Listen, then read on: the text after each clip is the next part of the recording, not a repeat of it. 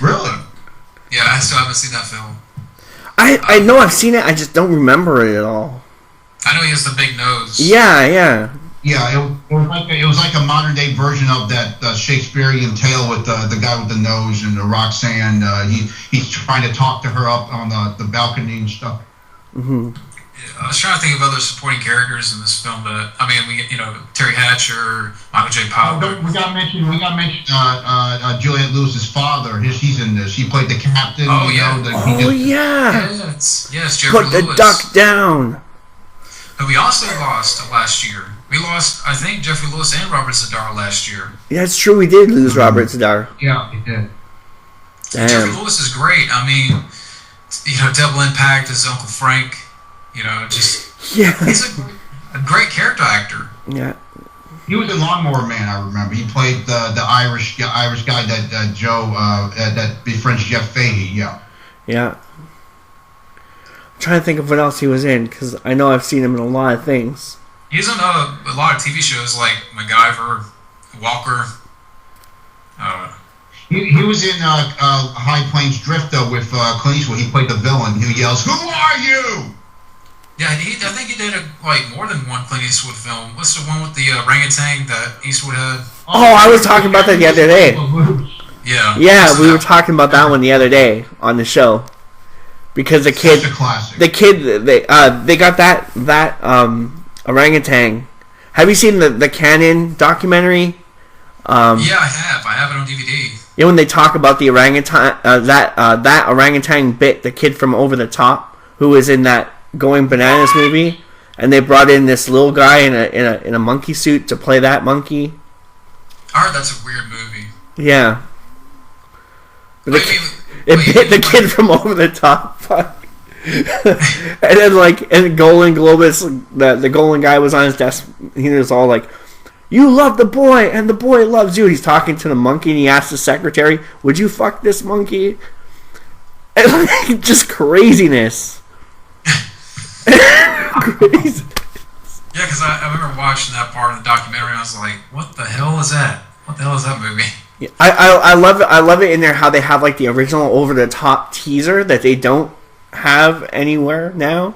Like they have this old 10, 20 second Over the Top teaser that was never released that they showed in the movie. It was very, very cool in that documentary. Yeah, I have to watch it again. But Jeffrey Lewis is missed. I definitely missed the guy. He was a great. Another person who died from Byron James. He does a good job as the British villain. Yeah. Brian James. I mean, this guy. You would see. He was in what's that Southern? Is it Southern Comfort? The movie. Southern Comfort. He was in 48 Hours. He was in 48 Hours. The two 48 Hours films. The Fifth Element. Yeah. Yeah. And he died. He was in a good one called Enemy Mine with Dennis Quaid and Louis Gossett Jr. Have you seen that one? That was the Alien one, right? Yep. Yeah. Yeah. It's unfortunate he's passed away too. A lot of. Oh, he was in Blade Runner. He was in Blade Runner as well. Yeah. Yeah. In the beginning, he was the synthetic in the beginning. But just a great cast for Tango Cash. I mean, everyone plays their part well. Yeah. They do a great job in this, and I love the it's like you mentioned, the whole brotherly triangle between Tango and Cash and the sister. It made it more fun and stuff like that and everything. And I like the scene where Tango asked him, "Did you sleep with my sister?" And he says, "I was so drunk, I honestly don't remember." It was like that's what I remember in the TV spot. Yeah. Oh yeah, the whole scene on the rooftop is just hilarious. Yeah. They're trying to interrogate Ryan James. We gotta mention the grenade in the And Stallone doing that crazy head nodding thing. Yeah. He's like, bad cop, worst cop.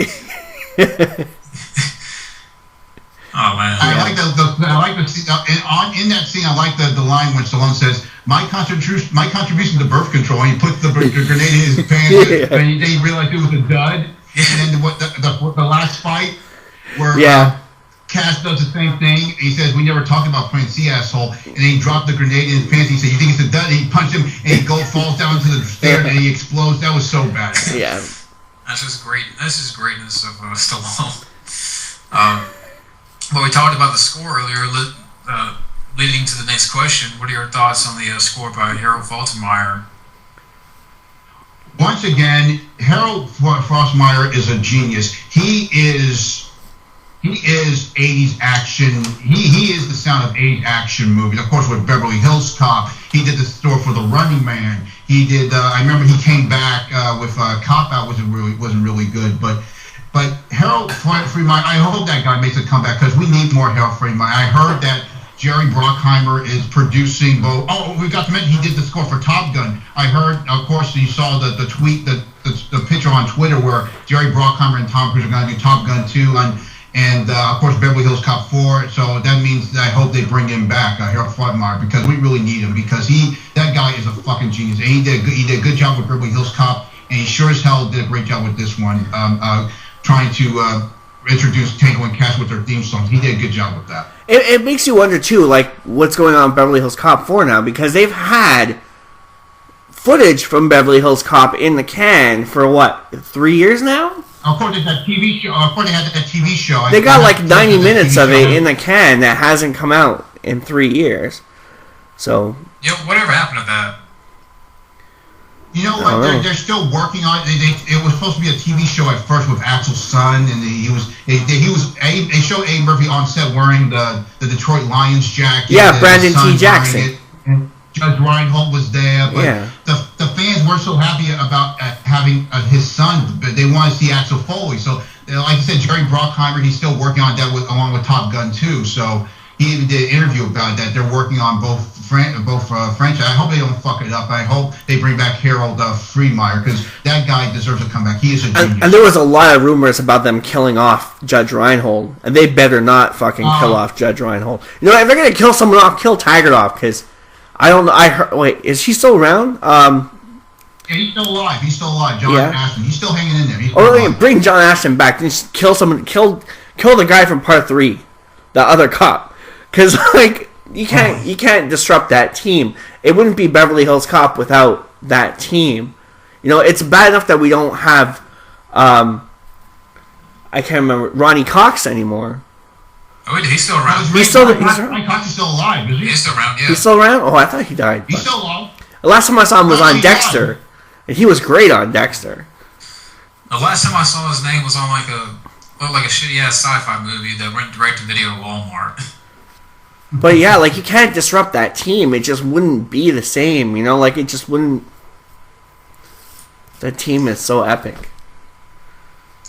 But the score was great. I mean, you're doing a kind of a Wild Man Beyond. You're doing the score earlier.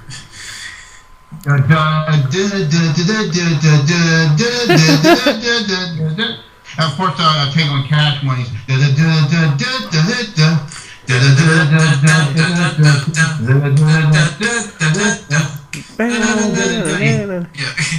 I love that build, like the build up at the beginning too, and they're like you hear Stallone with the bass line. Voice thing is "Let's Do It," and you hear that and the title. Oh man! Yeah. And the scene where you first see Kurt Russell, he's pulling up into his garage. It's like.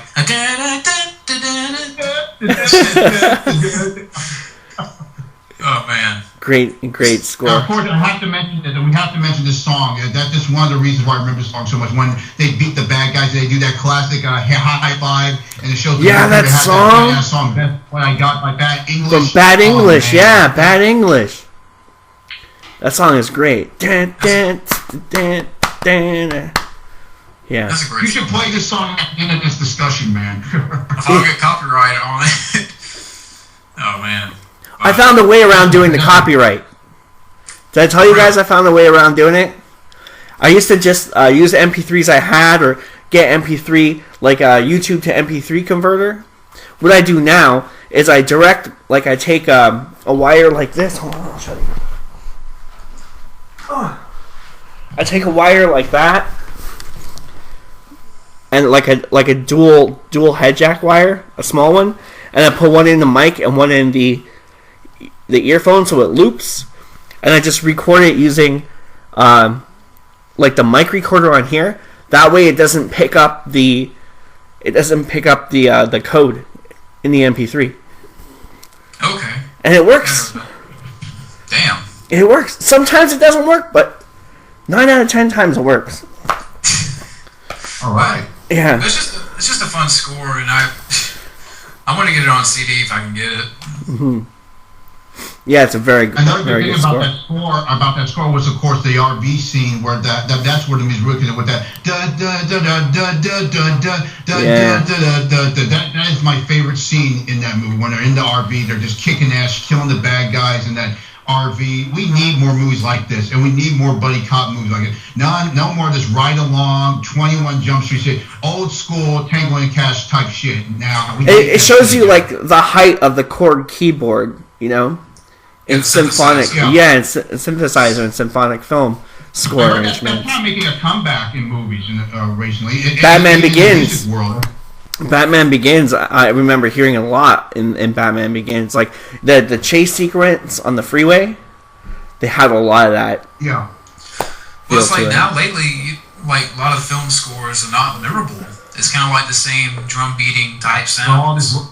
All the hip hop and all this same old rapid, it's the same old hip hop and rap, like Fast and Furious. I'm getting, hip hop is always overshadowing rock and roll. They need to bring some rock and roll into it. I'm getting sick and tired. I love rap. I'm getting sick. It's getting tiring now. They need to fix their soundtrack shit, definitely. Yeah, I agree. I'm not a big fan of rap. Off topic for a second. Have you guys seen the trailer for Cloverfield? Yes, I have. I have the new Cloverfield. I'm down with that. I think it's gonna be interesting. I just hope they expand. I hope they just don't do the whole film in the basement, and then do the last 2 seconds outside with the monster. As long as they don't do that, I'm cool with it. I think it looks pretty cool. I still have to see Cloverfield, so. I'm probably missing out. It was pretty good for like a kaiju fan footage. Cloverfield came out the week after Cloverfield came out. Rambo came out and beat Cloverfield. Of course, until that bullshit with meet the Spartans and all that shit. Oh yeah, when people, what was the story? Like meeting the Spartans made so much money because people bought tickets for that and stuff into Rambo. Yeah. It was a cool little kaiju movie. I liked it better than like the recent Godzilla remake. Like I liked it 10 times better than that. And the Cloverfield was like handheld. It was way better than Godzilla. Yeah. You talking about the Godzilla from the year before? Yeah. I still haven't seen that. So they're doing part 2 now. They're King Kong, Godzilla, Monster Island. Oh boy. Destroy All Monsters sequel. Was it going to be Godzilla and King Kong on ice? On ice. That remake, oh god. Peter Jackson is a crazy guy. He's psycho. He was crazy about this movie when he was little. That's why he did it. He's crazy about that movie. Oh, jeez. But anyway, I love the score. Helfrey Meyer did a great job. What were you saying, Matt? I want to get that Peter Jackson script for Nightmare 6, The Dream Lover. He was supposed to do that? Yeah, he wrote the script. The one where the kids go in the dream and beat Freddy up. That one. And they had like the cop. There was like a cop tied into something with a cop. And one of the kids' dads was a cop. And then, I don't know, Freddy tries to get back through him or something. Yeah, that was Peter Jackson. Man. Yeah. There's some good scripts out there.